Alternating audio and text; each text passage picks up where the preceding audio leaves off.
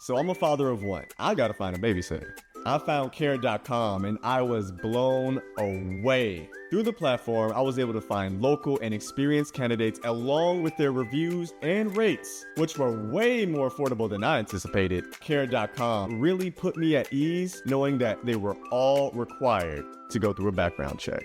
If you're like me and you need to find someone reliable for your childcare necessities, check out Care.com. Find the ideal sitters for your childcare needs.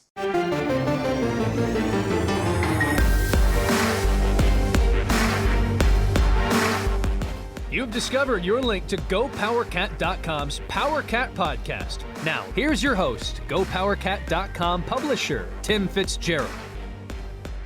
Welcome to the PowerCat Questions Podcast, the original one, the one where if you're a subscriber to GoPowerCat.com, you ask the questions. And we hope you're now subscribing to GoPowerCat.com. If you missed out on the Cyber Monday deal, I don't know what to tell you because we even held it through Tuesday. We did it as long as we could. We tried. And if you missed out on that, we'll have another special eventually, but that was the big one, our best special of the year. Oh, man. I want you to subscribe so badly. I want you to experience life behind the paywall. I hope you get that for Christmas. Life behind the paywall. Tim Fitzgerald, Zach Carlson, Ryan Gilbert, your trifecta of podcasting magic. I am in the new studio at my house. And I have a hum. There might be a hum on this podcast. I'm not happy with something set up on the board. Zach, this board has too many buttons. And they all got moved. Oh, no. So I'm trying to figure it out. But, man, it's I ordered some new cords. That's exciting. That's how exciting my life is in COVID. Ordering cords is a very big deal. Ordering liquor on an app and picking it up without leaving your car is also a big deal, and you can do it at the Fridge Wholesale Liquor whenever you're in town. Stop on through Manhattan, stop into the Fridge. Hope you're coming to town on Saturday. I think even if you don't have tickets, you should come and go to Tanner's or the High-Low and watch the darn game with fellow K-State fans and have a beer. Tanner's and High-Low are our segment sponsors, and we appreciate their support through the years, along with the Fridge. And we hope your questions are good. We hope we have motivating, tantalizing, sensationalizing, that's not the right word, questions from Wabash Station. I haven't seen them. I try to not see them before we get to ask these questions. And now I'm going to ask Ryan Gilbert. Gills, take it away. First question of the podcast is from K-Ned. Can you claim much of an excuse, a COVID excuse versus Baylor? Yeah, I mean, A little bit. I mean, you're missing two starting linebackers and two starting guards. It's not like you're missing four guys at all different positions. When you get hit with duplicates like that, it really does make it difficult. But I'm kind of overusing it as an excuse. I mean, a lot of teams are dealing with it. I just the ongoing issue with K-State is they don't have enough depth to survive these things. You know, they don't have enough players. I mean, attrition from transfers and COVID and injuries, and this whole system is set up to run guys in and out and be fresh in the fourth quarter, and they weren't fresh in the fourth quarter. They were shot on defense, particularly those linebackers, and it really showed. I guess the question to ask is, do Elijah Sullivan and Justin Hughes being on the field win the game for K-State? Does Baylor fail to score on one of their drives in the second half, which would let K-State win? And I'd be willing to say yes. I think that you can pick. I don't know if there's one specific drive you can point at to where one of Sullivan or Hughes's replacements failed to make a play that eventually led to a score. I think that's going to be tough to do, but I think just their presence and their leadership on the field, I don't think it's unreasonable to expect them, to be able to, make adjustments on the fly, maybe a little quicker than what was out there, and maybe prevents Baylor from scoring on one of their drives. So, and since COVID was the reason that they were out, I think you can point to it, but it is getting kind of tired that we have to, claim COVID as an excuse, but that's kind of what was going to happen this year. That this season was going to be full of excuses, and you hate making them, but that's just kind of what the world is and the reality that we're living in. And that's what happens when you go out there with the plan to play games every week. I mean, provided this game doesn't get canceled, K-State's going to join the club of not having a game canceled all year because of COVID or at all. So, I mean, it's impressive that we've made it this far. But, we've made it this far because K-State's been willing to, put whoever out there. They haven't tried backing down from a challenge. So, if the reality is that if both teams were healthy, if there was no pandemic, I think that you will see a different outcome in this game. So, yeah, it's annoying to use the excuse, but it's the world we're living in. I do agree with that premise. I mean, just having two more linebackers and being fresher might have been the difference. But, you don't know. There's no way to know. I don't know if excuse is the right word, because Klieman clearly wanted to play, not only this game, but the Iowa State game and the Oklahoma game as well. So, it's a reason that I'm with you, Zach. If they have Hughes and they have Sullivan, they're probably going to win this game somehow, some way. But also, we're going to talk about all these here, I'm sure. The coaching decisions, the time management, the officiating in this game, all of it was just not in favor of Kansas State. So certainly the COVID had an impact on this game, but you can't blame one thing or another. There's many opportunities K-State had, to win that game. If Will Howard didn't throw an interception on the first drive of the game, probably going to win that game as well. So many things can go into that. I don't think COVID's the only excuse K-State has for this one. Yeah, I think you got some good points there. It's not K-State was so close to winning that game that you can't just point at one. You can point at one thing, say if this went differently, K-State wins the game, and COVID just happens to be one of those reasons that you can point and just flip the outcome, and flip the reason there to where they win that game. So I think in spite of COVID, K-State nearly wins the game, in spite of themselves. I think it was such a fine line that if the officials review that one K-State play where they marked him short of a first down and realized, he did get across the yard line, which he did, but they didn't review it. They had just reviewed the same thing from the same side judge for Baylor and moved the ball ahead a good yard, but they didn't do it for K-State. They pick up that first down, that might change the game. That's how fine a line this entire game was, and I was just disappointed. It just felt like one of those days where K-State couldn't get that break, that play, that whatever, the call. Didn't matter. They just couldn't get that one more that they needed all day long. It felt very frustrating. Next question from Wagcat. Have Chris Klieman's end-game management skills been lacking, or are we just spoiled for how well overall Snyder managed things for so long? Some of both, maybe? Yeah, both. I agree with that. Look at Chris Klieman's career. When did he ever call plays? He never did. He was a defensive coordinator. Or try to have late last-second drives or stands where you got to manage the clock. Most of his career, they've been kicking everyone's butt. This is kind of new to him, and it falls under the heading of self-evaluation, which he mentioned on Monday's Big 12 teleconference, that they do self-scout. They do talk about these things, but he kind of brushed aside a question from Michael Goins at Tuesday's press conference, asking about time management. No, I don't think I'd do anything different. Well, that's something they need to look at. But Snyder, I was thinking about this quite a bit, and I almost feel like there's a lot of math here with time management and, what we need to do, that you just kind of have it or you don't. You kind of have a feel for it. Snyder could just kind of understand we need to do this, and then they don't have enough time. He'd play it awfully close to the vest sometimes. Sometimes it wouldn't work, but for the most part, he was on top of the time management. But he'd also been an offensive coordinator for a lot of years before he became a head coach, and I think that put him at an advantage.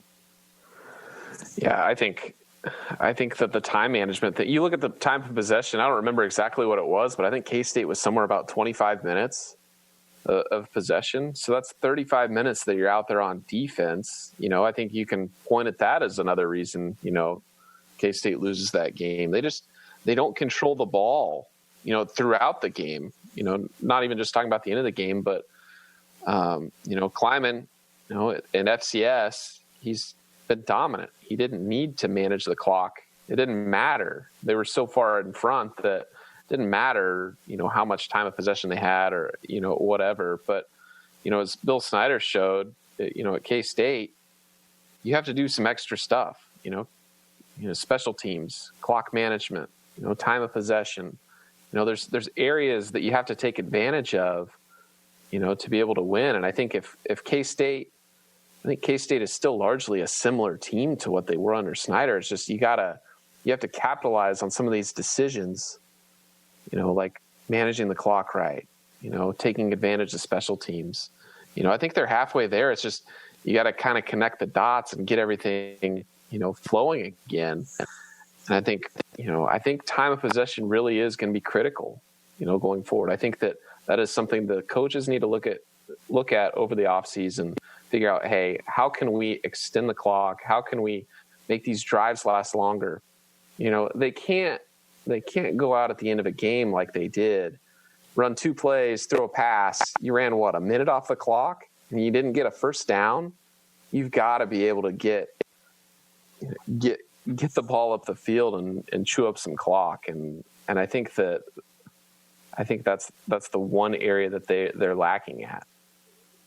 I'm with you guys all the way here. I talked about this on my podcast as well, how Klieman's not used to being in these close games. So it's not something you can just learn on the fly or have someone, talking into your headset telling you what to do. It's just going to have to be instilled, with experience coaching in close games. And he just doesn't have that. That's not necessarily a knock on him. It's just he's not played in close games. So it'll get better over time, but it's very, very fair to criticize his time management as of late. Next question from K-Ned. Is football at halftime, or are the Power 5 coaches faster and more creative at the adjustment game than FCS? This staff seems to get consistently beaten at halftime. And as much as we want to blame talent, Messingham was 60% with no touchdowns in the third quarter at Iowa State too. This staff doesn't seem like they have put hours into anticipating all the possible adjustments the other side might take and what their counters will be. I agree with much of that. They don't make dramatic adjustments, and when the other team does, like Baylor did offensively, they don't seem to have an on-the-fly counter adjustment as often. Again, this kind of goes back to what Wagcat said, or we just kind of spoiled by Bill Snyder, and he was great at halftime adjustments. Didn't always work, but he'd also not show some things until the second half, where you didn't have time to adjust to it. That was one of the masterful things he did. Boy, they sure were bad in the first half. And he's like, well, I haven't called what I'm going to call. That's not the game I'm calling the rest of the way. Once you're settled in the second half, then we're going to do this or that. And it was kind of fun to watch from the standpoint of scheming. These coaches do need to be better at halftime and in the second half. No doubt. The third quarters offensively are atrocious, and that stat from Mess's time at Iowa State is very interesting. I don't know how to account for that. How can you be that bad consistently in a specific quarter? It's kind of crazy. It's a crazy, crazy number. Another thing that's frustrating is when stuff that does work, in the first quarter, and then you don't try it again until late in the game, like Harry Trotter. What was Harry Trotter doing on Saturday? He was averaging 6 yards a carry. And if you want to take away his long of 11 yards, he's still averaging more than 5 yards a carry on those other 4. He was having a decent game, more than decent. He was working. He worked against the Baylor defense. And Messingham and co just said, no, we're going to go with Deuce, or whoever. I don't even know if Tyler Burns or anybody else got out on the field to take carries, because he was working. It was working with Harry Trotter, and they just forgot about him. It doesn't make any sense. I almost feel like K-State has a game plan that's so planned out that, that it's almost scripted to the point where, they aren't going to make any adjustments because they have what they've planned for. That's part of my feeling. I know that's probably not the case, but it's just they need to find stuff that works. And then once they do, don't just throw it off to the side like they did with Harry Trotter. That was the most mind-numbing thing I think that happened on Saturday. After everything, not playing Harry Trotter more with the success he had on just 5 carries, especially at the end of the game. He could have been playing at the end of the game. Those 5 yards on first and second down, hey, guess what? That gets you a first down, and you're probably forcing Baylor to use up some timeouts. And maybe you don't score or get it into field goal range, but you can give Ty Zentner a chance to boot it further down the field than what he did to set up that final field goal for Baylor.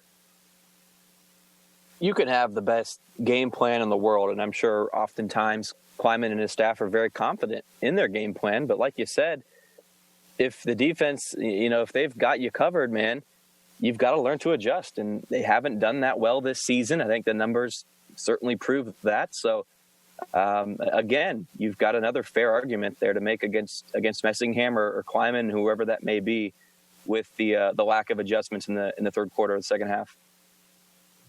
Agreed. Next question from Wildcat Pilot 88.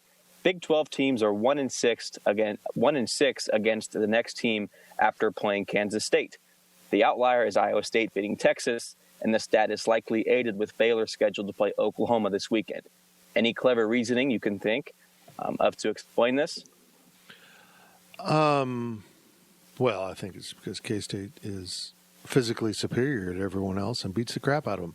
I don't know. It's probably chances by scheduling. I mean, I don't see any real trend in it. And K-State does play physical football. I mean, they do. I'm not sure that plays any role in it or not.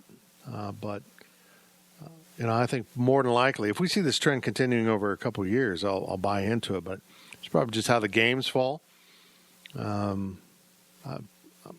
was impressed Iowa State played well enough to win, because I kind of thought like they used up all their bullets against K-State. But they came back and got a big win. And they did K-State a favor because I think they damaged Texas to the point I don't know how involved the Longhorns are going to be in this game Saturday.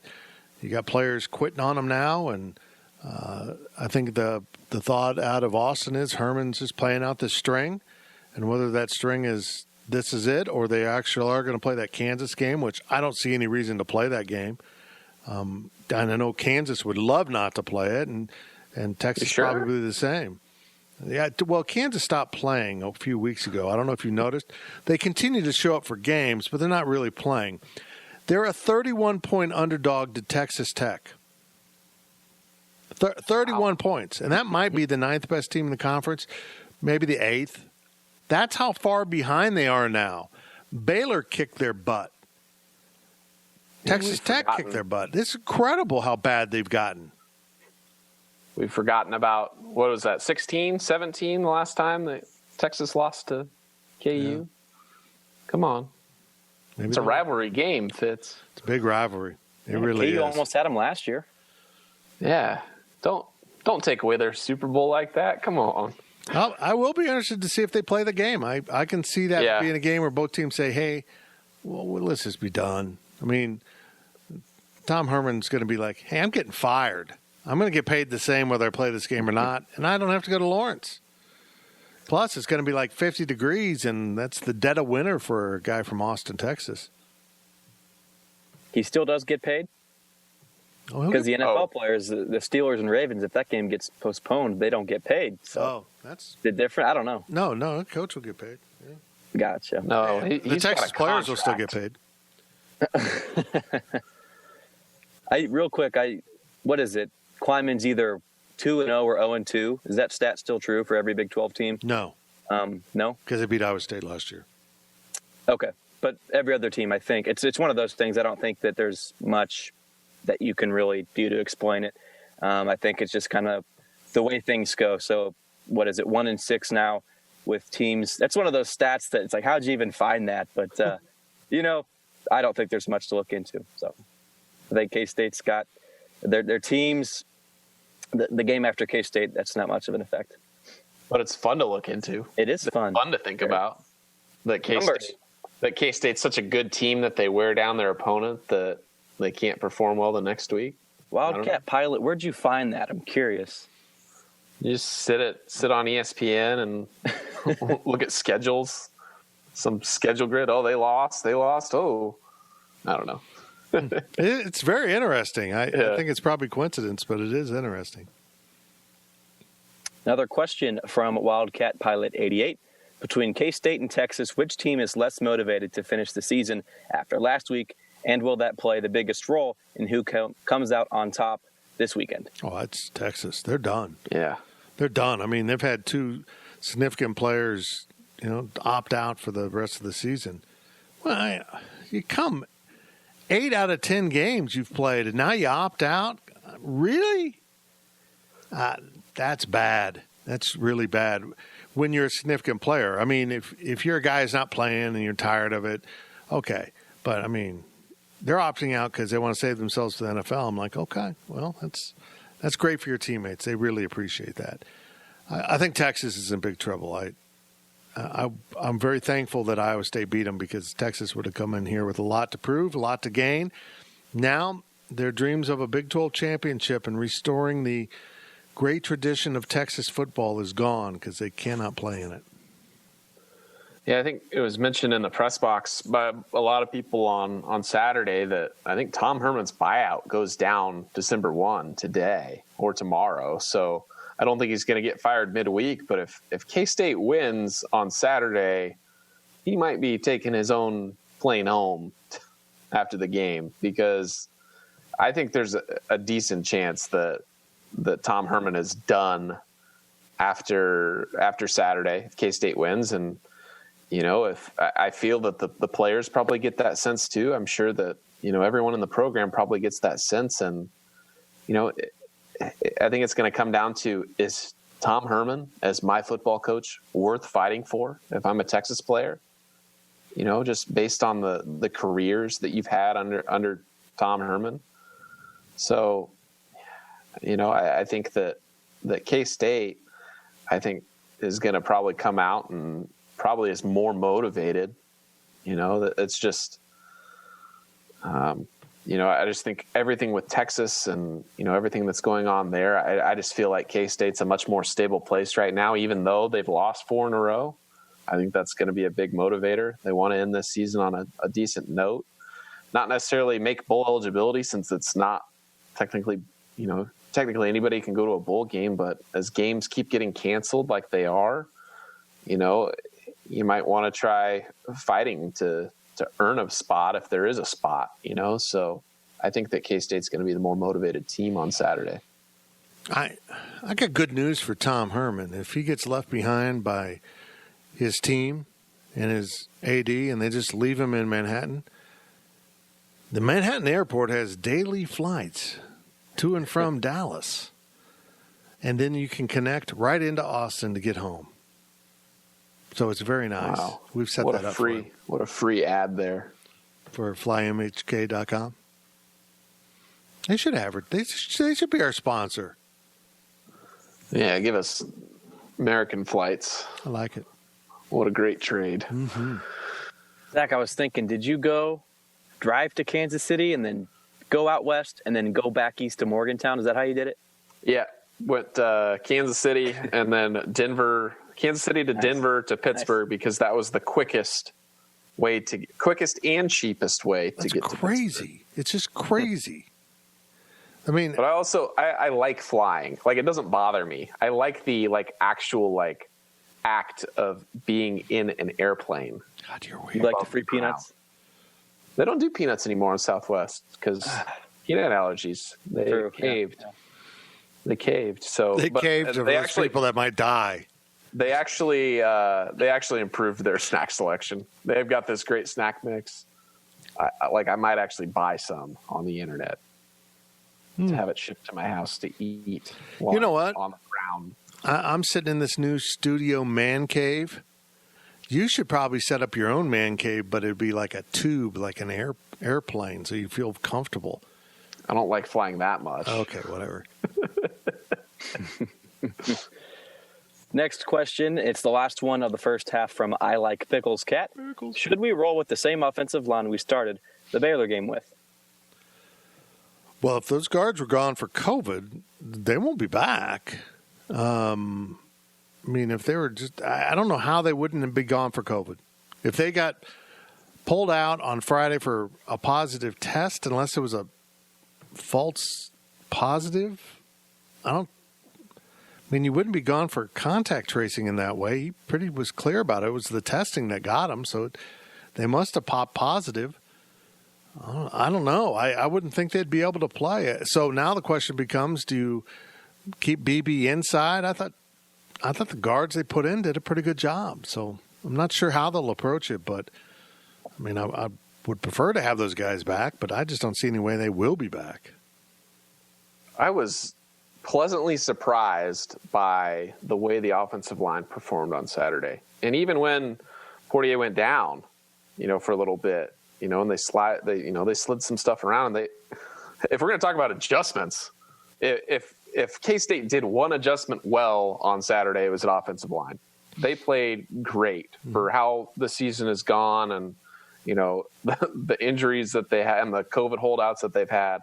The offensive line was solid on Saturday, so give them credit there. But with how good it was, I wouldn't say to if Rivas and Adler are healthy, there's no way you hold them out. But if they are out, I don't feel completely uncomfortable with what they've got after what they showed against Baylor. Maybe that changes halfway through the game, but it's kind of like the defense against Oklahoma.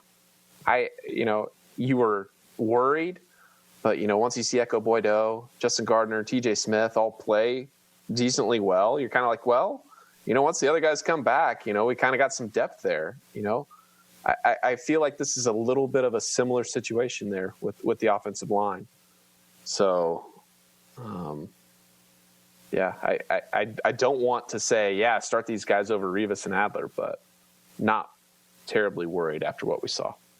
I would agree. I'll be very interested to see who's back. Sounds like the linebackers will be, but the more whole they get, the better off they are, of course. That's it for the first half of the PowerCat Questions podcast. We appreciate you listening to that. We're going to do it again. It's called the second half, and it's right after this break. The PowerCat podcast will be right back.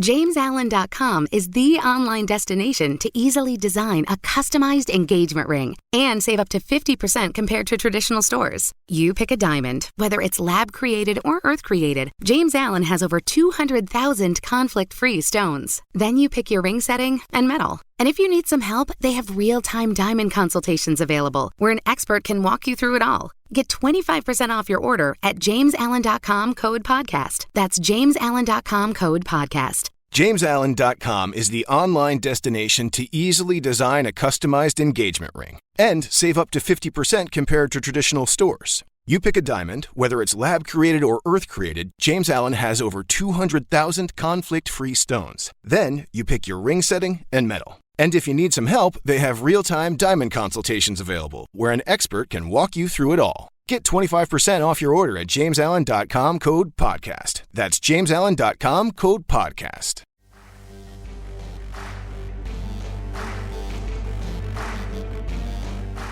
We now send it back to the PowerCat podcast. Welcome to the third quarter. It's the second half, but it has to start with the third quarter. Even though we don't know how long this quarter will last, I promise you this, we're going to score some points here. It's the PowerCat Questions podcast, sponsored by The Fridge.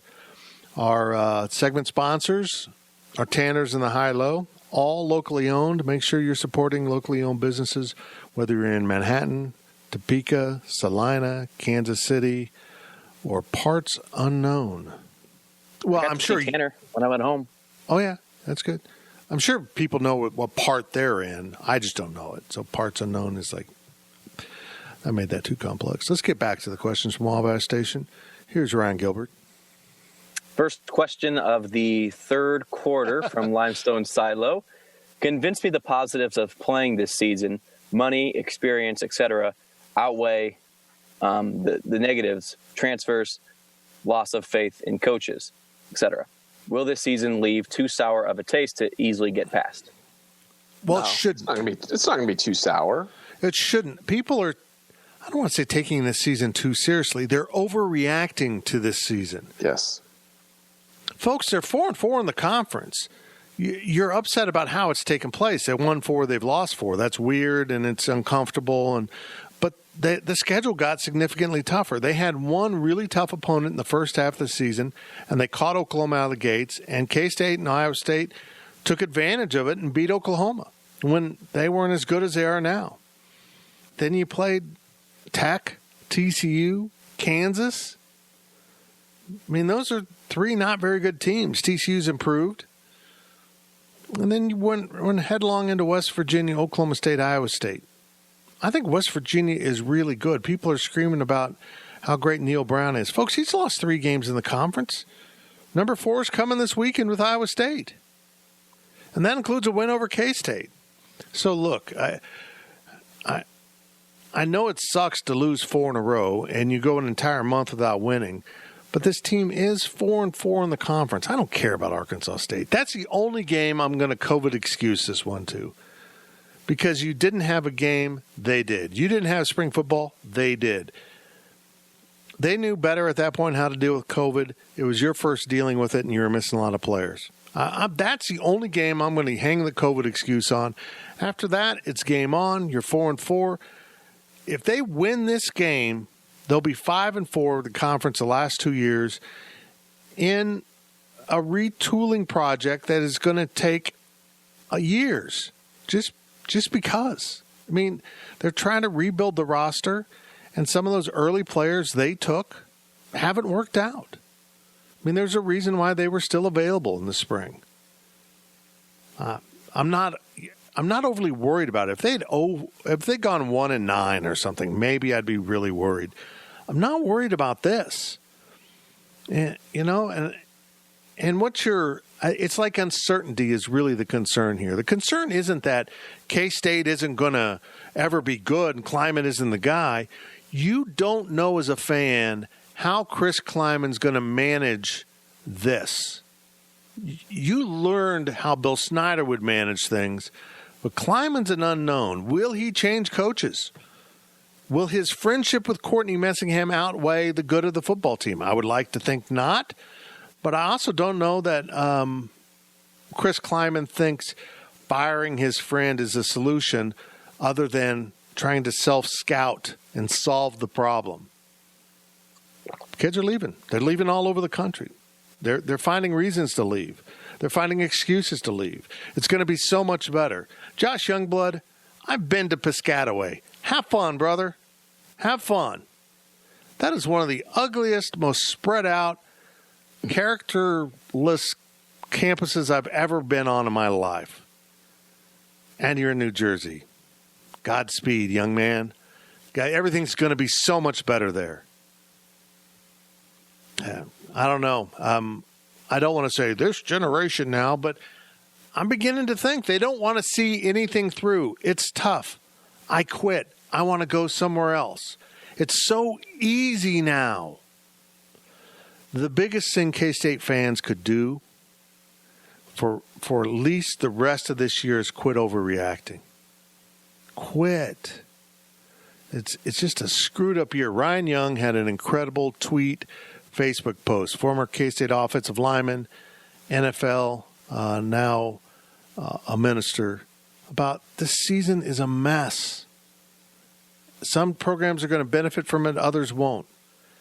In the long run, I truly believe K-State football is going to be better for this season. Why? Because Chris Kleiman played the games. Because young players got exposure. A guy like Deuce Vaughn is going to really develop and be better as a player and not burn eligibility. I think K-State football is going to be better for this season, whether it's 4-6 with no bowl game or 5-5, and you play in the Planters Saltless Nut Bowl. I don't even know what I'm saying. I'm glad I didn't say Nutless Salt Bowl. That would have been bad. But let me tell you, I think K-State football is going to benefit from this season. I think it's going to be a good thing. I admire Chris Klieman for not looking for an out. He shouldn't have played the Iowa State game. He could have backed out of the Iowa State game. He could have said, we had this guy sprained his ankle, now he can't play, we're below the threshold. But what good would that have done him? There's a chance they would have never played the game, maybe. I don't know. He played the game, got his ass kicked. But you know what happens when you get your ass kicked in life? You learn something from it. I mean, that's just the reality. You can't undo some of the things that have happened this year, but you can benefit from them. I mean, there's a lot of things in my life I would undo, but you can't. So just folks need to calm down. Look, let me put it this way. If I can give Bruce Weber a complete pass on this crap show we're seeing in basketball, you could probably give a second-year football coach the benefit of a doubt that maybe this year, without having spring football and summer programs, when you're only in your second season, might have been to your detriment. So I'm not so anxious to push the button and make a change. I mean, some of you are out there, some of the same people probably who criticize me for calling for a change of basketball coaches after 5 years of seeing what the program is about. Some of you are calling for a change in football coaching after 2 years. And the second year, by the way, is a pandemic. It's just, the whole thing's crazy. Some of you have lost your minds. Yeah, this will be better for the program. The people that are complaining about this football coach right now are the same people that would be entering the transfer portal this season because they're not getting what they want right now. So if you think that Chris Klieman should be fired right now and you're mad about the players entering the transfer portal, you are one of those players. Okay? It's a pandemic year. It's his second year. Guys, calm down. Just think about it. If K-State plays the 3 non-con games against Buffalo, North Dakota, Vanderbilt, K-State is 7-4 right now going into the final game. Would you be okay with 7-4? That's how I see this team. I see this team as a 7-4 team. I don't see them as a 4-5 team. I don't see them on a four loss, a 4-game losing streak. Yes, they're on a 4-game losing streak, but is it 15? Is this team as bad as they were in 2015, where they lost 6 straight Big 12 conference games and had to eke out a game, ironically enough, against Courtney Messingham and Iowa State that year? That game was an embarrassment that K-State should have lost and would have, been another game they lost in a row. But it's just this year is not the worst K-State football I've seen in my lifetime. Yeah, I'm young, but this isn't that bad. It's fine. I don't get why everybody's so upset with where the team's at. Yeah, it's frustrating right now, but look at the big picture. K-State, they would be probably 7-4 right now. If this was a normal year and they play those non-con games. So you're maybe looking at an 8th win. So that's the way I see it.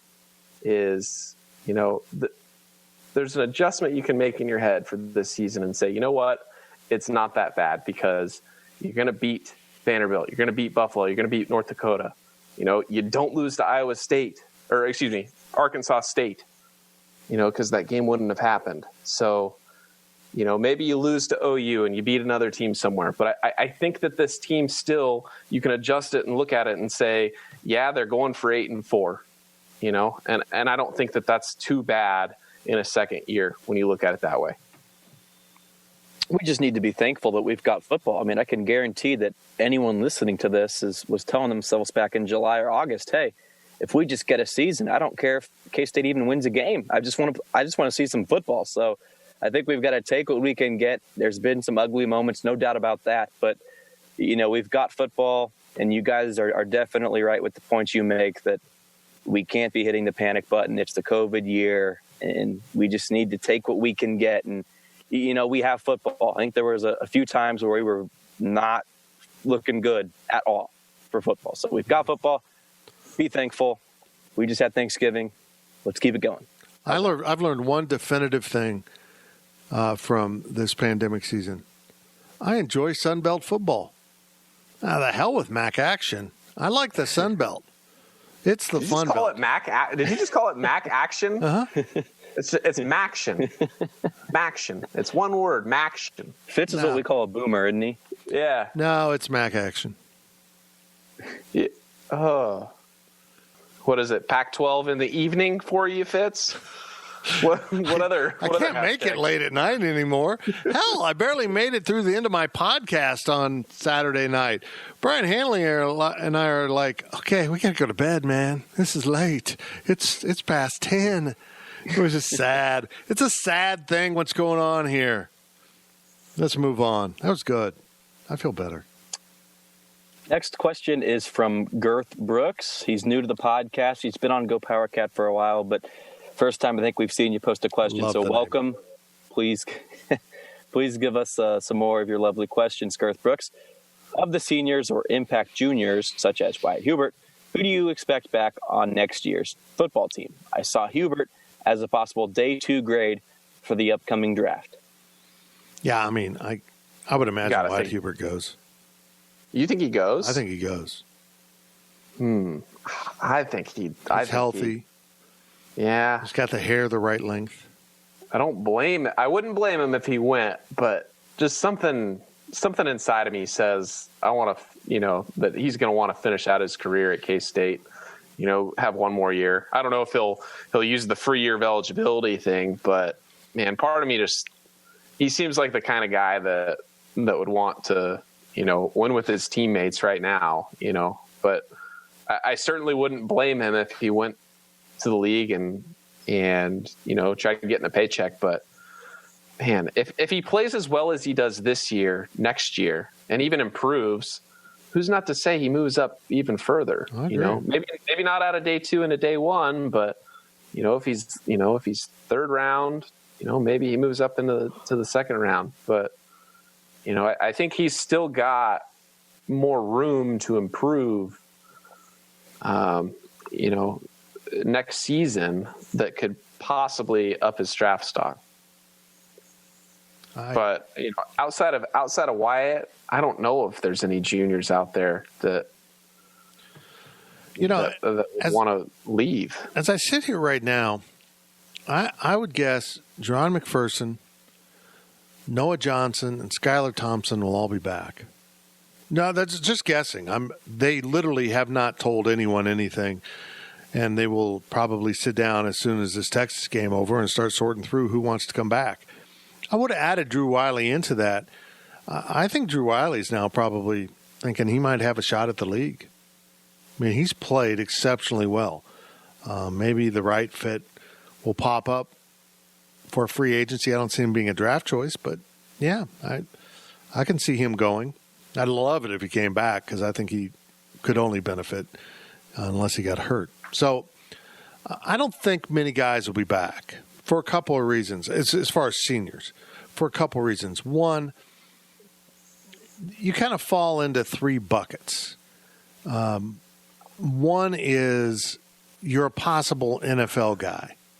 That's not a very crowded bucket for Kansas State. 2, you've played a lot of college football. You don't have a chance at the NFL, and your body has been beaten to hell. And you're probably just done. You just want to move on with life.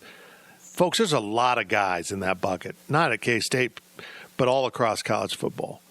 5 years of practice, 4 years of games, a pin here, a rehab of a torn knee there. It adds up. And, I mean, I'm so aware of this because I'm friends with Marcus Watts, who can now predict the weather based on his body, and he's not even 40. I mean, the wear and tear college football takes on you is significant. And then there's the third bucket of guys that feel like they've played, but they haven't accomplished what they want to accomplish, whether that's at the college level or proving your worth at the next level. And that's kind of the middle bucket in the number of guys that are in it. And I just listed off guys that I feel like probably feel that way. Although Skylar could slip into the bucket, I'm done, my body's done pretty easily. We'll see how his rehab goes. But I don't think a lot of guys in terms of seniors will be back. Next question from KSU Man. How many players do you see K-State taking from the transfer portal? 3 at the most. 1 probably. I think they'll probably go find a receiver. I'd go more than 3. Really? I'd say 5. I'd put the over-under at 5. Really? I don't see these guys doing that. The way I see it is the player pool in the portal is going to be much more inflated than it has been in years past. That I think that, that the transfer portal is going to be seen as more of a legitimate source of talent for this next season and maybe even seasons beyond. So, you think about the first year, they pulled 3 out. Last year they pulled 2 out. I mean, I think that this year is with so many people entering the portal all across college football. I mean, if I'm correct in thinking that it's 2 that they got from the portal this year, 3 being just 1 more, that's not really that much, doesn't move the needle that much. If it was a normal year and they went out and grabbed 3, I don't think any would be like, wow, that's a lot of guys. So I think that just based on the number of people that are entering the transfer portal, I think that yeah, they might be able to take more. I don't know who they might be, but that's my thoughts on it is that, an increased population and an increased proportion, that's probably, it's going to be a legitimate source of talent, and why not go and get someone that might be a little bit more proven? I think they're going to only look for one and dones, though. They're not going to want someone, unless they're exceptional. They don't want someone to come in and clog up the scholarships further because it's going to be a problem. They can find a Briley Moore version at receiver, hell yes. And, maybe there's a couple other spots they would do that. But I think receiver is the one that they really want. Linebacker, maybe safety. I don't know. I mean, their numbers there are so weird. They've lost so many guys, but I mean, if they could find 2 really good receivers, I think they would take them. But I don't see them going over 3. The scholarships are going to be a problem going forward. Yeah, I agree with you, Fitz, that these guys are mostly going to be one and done type guys. Seniors, they have 1 year of eligibility, and that's who they grab. But I think it's going to be more because, I mean, Hunter Henry, Keandre Thomas, Briley Moore, James Gilbert, Jordan Brown, they've had a whole bunch of guys, just in 2 seasons come out of the transfer portal and be, somewhat key players, a few of them. So I think that just based on how many are entering, somebody's going to come out. So I think we're going to see more in the future, whether or not they're key guys, or not, that'll be one thing, but I think that it is going to be a source of the roster going forward. Next question from Ohio Power Cat. After 3 games, what do we know about the basketball team and what do we not know? Oh, we don't know who really are going to be the guys. I mean, it's clear Nigel Pack is the guy going ahead. The kid's pretty darn good. We'll get into Nigel in the next question. And I just don't know, is Dejuan Gordon going to really step up and be the type of player he's capable of? I think he found out something about himself against Kansas City in the fact that he didn't take a single 3 and he led the team in shooting and rebounding. You're an athlete. Get the ball to the rim. Go be around the rim. Do athlete things because you're not a pure shooter. Maybe that'll come, but you're not right now. Quit feeling like you have to do that. So far, though, this team is pretty much exactly what I thought it would be. Kind of painful to watch at times, fun at other times. And yet, there are signs of hope. They got big men. They got big men who need to get better, but are okay. They've got some young players who are okay. There's some guys that I like better than others. Selton Miguel's been a huge disappointment for me so far, but he also missed a lot of basketball this fall because he was out. He's just kind of trying to figure out where his game fits in at this level. I think he's the guy that's having the most problems adjusting from high school / AAU ball to college. But there's some guys here. Do they need a superstar stud for these guys to work around? Hell yeah, they really could. I mean, this team is screaming for a superstar, for a standout, and I don't think they really have it. I think Nigel Pack is a complementary piece to that. But this is what I expected from this season. Maybe win 1 out of 3, maybe, and the Big 12 might get more difficult. But show me progress. Show me that great 10 minutes you played becomes 15 minutes, becomes 20 minutes, becomes 25 minutes, because when you get over 30 minutes, you're going to probably start winning some games people didn't think you could win. So this season's been about what I thought it'd be 3 games in, and I'm hoping they play even better on Saturday against UNLV. And I think I'm going to go to Vegas just to watch the game. I know the game's here. Don't get me wrong. I know the game's in Manhattan. I'm just going to go to Vegas and watch the game. Because right now I could do my job from anywhere as long as I have the internet. Biggest surprise for me is probably Antonio Gordon. I didn't anticipate him. You're not an Antonio Gordon fan, playing as much as he had. What's up? You're not a big Antonio Gordon fan, are you? I was talking. I think maybe, and a lot of people, myself included, are probably letting their biases get in the way of Gordon. I don't have a problem with him being on the court. I think he's finally healthy. First of all, he was battling some sicknesses, so now that he's kind of back to his old self, I think he's working harder in practice. I think that his playing time has to show that. Murphy's just been more of a disappointment. Yeah.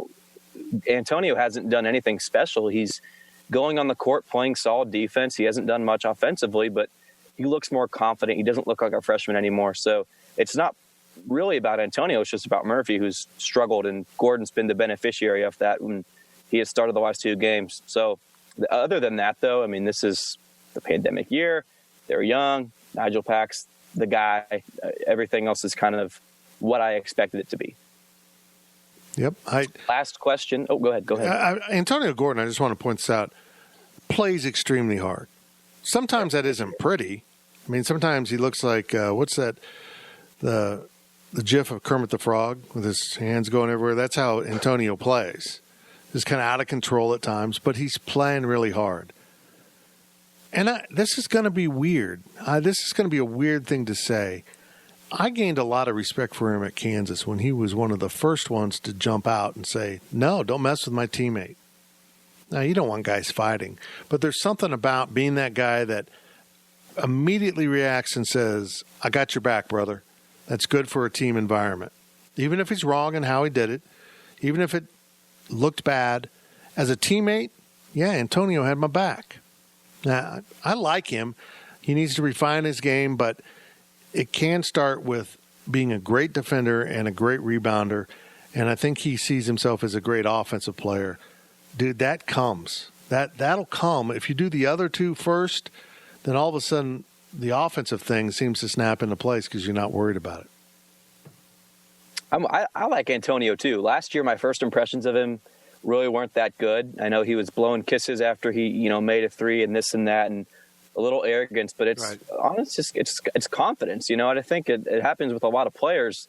The ones that you think are not, I don't want to say not the best people, but the ones that you don't like end up really good people, and the ones that seem like the best guys end up not to be the best guys. Look at Cartier-Jada. Simply he was not a good player in the locker room for Kansas State after we thought he was a godsend, when he was a freshman. So I'm with you. I'm on his kind of, it's not a bandwagon, but my opinion is changed since last year with Antonio. This is the first question of the 4th quarter and the last question of this is it. This is the grand poobah of the podcast. Last question. This really got confusing. This quarter. We didn't even get to the 4th quarter. I'm sorry. I messed up. I really did. So the 4th quarter started and we didn't know it. I feel like this really is K-State football. Huh. Is this the last question? This is it, yes. Let's do it. Is Nigel Pack, it's from Adam K63, is Nigel Pack the next K-State basketball star? And from Limestone Silo, are we sure Kamau Stokes isn't simply back wearing number 24? Can Pack become a better version of Stokes? I'm going to say it. Yeah, he already is better as a freshman than Stokes was for a lot of his career.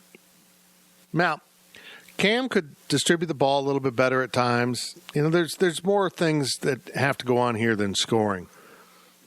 But I like him. Man, he's got balls. I'll give him that. He'll take that shot. He'll handle the ball. He'll learn every time he gets schooled by a veteran point guard like Colorado. He's going to learn from it. And but I think he will be the star of this team, but he shouldn't be the star. To be a really, really good team, you need three pieces. And maybe he's one, but they need a dude. And Barry was the dude. Or was it Dean? They kind of rotated in that, but they had guys. Barry wanted to take the last shot. Didn't always work out well, but he wanted it. He was confident in it. And I think that's what he'll be. But then again, I would really like to have that guy that can just kind of take you to the next level. That I've got this, here we go, follow me. And Pack's part of that, and then someone else steps up to be the third guy. And that's the makings of a pretty good team. But yeah, I'll say this. I think K-State basketball is going to be in good hands with Nigel Pack as the point guard for the years to come. I don't know how comparable it is to Kamau Stokes. Obviously, they look like twins, but the game's a little different. Nigel's a little more it's not as smooth as Kamau. I don't know if it's not a bad thing, but it's a little different. So I think Nigel's probably a little bit more of a pure point guard.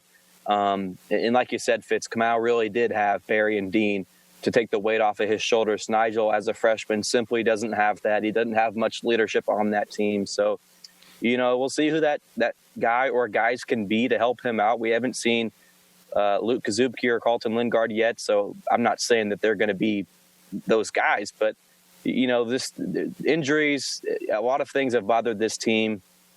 And it's going to be, a year or two from now how they develop, because it looks good now. I mean, you go back to Barry, Dean, and Cam's freshman year, it looked great when they were freshmen, but it's all about how you develop. So, you can't – the development cannot halt here. This has only got to be the beginning. And I think that they've got a good group of guys with the basketball program. Nigel Pack is 100% the type of kid that you want playing for your team, 1,000,000%. I love what he does. Great work ethic, great kid, great family. He is what you want. So I think Nigel Pack is, to answer the question, the next K-State basketball star. I will put the difference this way. Cam Stokes was a scorer. He had the scorer's mentality, and he played point guard. For me, Nigel Pack is a point guard. He kind of has the instincts of a point guard, the natural leadership of a point guard. He's in control like a point guard, and oh, by the way, he can score. They're kind of the same, but kind of the opposite in how they approach it. But I really like him, and I like the way he handles himself in postgame, too. I mean, that says a lot about your quarterback, your guy. How does he handle himself in postgame, and he's pretty darn good. Pretty darn good. Zach, you got anything here, or are you on the phone with, customer support? I'll defer my basketball opinions to Gills. I like he's on Tinder. Yeah. Oh, he's on Tinder. I'm not on Tinder. He was Tinder portal. He was swiping up. I don't know what he was doing. That's not one of That's these a super choices. like. That's a super like. I didn't know. I don't know what you're talking about, Gills.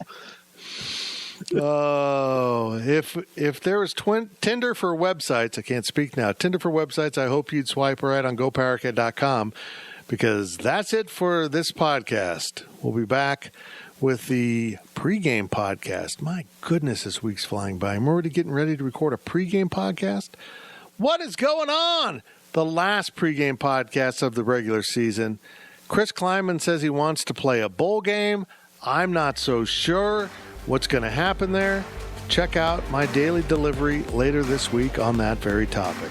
Hey, Zach, remind me to do that very topic, because I will forget after this. PowerCat Podcast. All rights reserved. GoPowerCat.com and Spirit Street Publishing.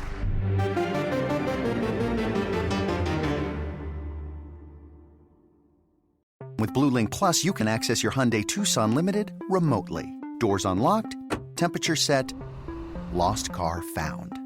There it is. Get complimentary class-leading Blue Link Plus. Call 562-314-4603 for complete details.